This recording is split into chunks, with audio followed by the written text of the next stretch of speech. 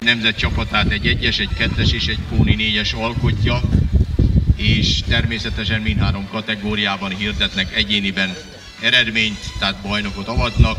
Legjobb esetben tehát 4 világbajnoki aranyérmet is lehet szerezni a Kóni fogathajtó világbajnokságon, tehát nagyon jól fizet a Kóni fogathajtó világbajnokság érmeket tekintve.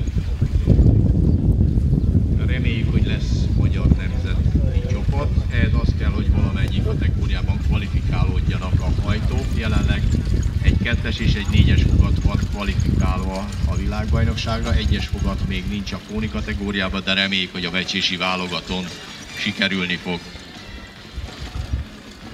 A pályán tehát Provics Mónikát figyeljük. A 2-es B kategóriából Sólyom György készülő lesz az első induló, hisz Takács Lajos visszalépett.